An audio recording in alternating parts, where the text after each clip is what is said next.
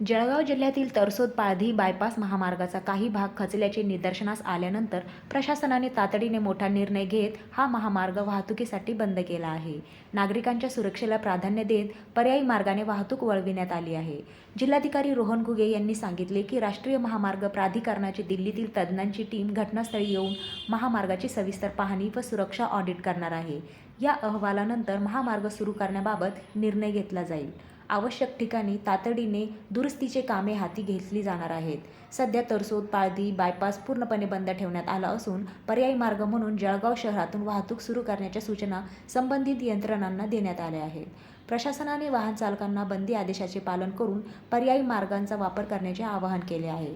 महामार्गाची सुरक्षितता निश्चित झाल्यानंतरच तो पुन्हा वाहतुकीसाठी खुला करण्यात येईल, असे जिल्हाधिकारी रोहन घुगे यांनी स्पष्ट केले.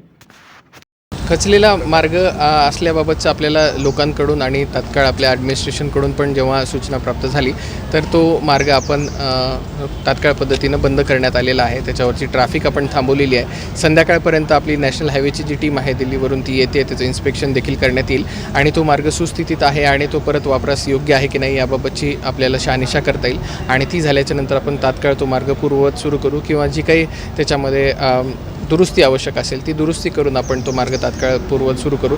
त्याबाबतचं जे नोटिफिकेशन आहे ते काढण्यासाठी देखील पोलीस विभागाला आपण सूचना दिलेली आहे. तर राष्ट्रीय महामार्ग चालू आहे का बंद आहे? आता नेमकं काय संभ्रमावस्थेत सद्यस्थितीमध्ये आपण तो बंद ठेवण्यात आलेला आहे. संध्याकाळपर्यंत आपण त्याबाबतचा जो निर्णय आहे तो टेक्निकल टीमने पडताळणी केल्याच्यानंतर तो निर्णय घेऊ. पर्यायी रस्ता दुसरा कुठला आहे का? पर्यायी रस्ता जो पूर्वीचा जो नॅशनल हायवे आपल्या पूर्ण सिटीमधून जात होता तोच पर्यायी रस्ता सध्या उपलब्ध करून देण्यात आलेला आहे. त्यामध्ये ट्रॅफिकची व्यवस्था करण्यासाठी पोलिसांचा बंदोबस्त देखील पर्याप्त मात्रेमध्ये दिलेला आहे.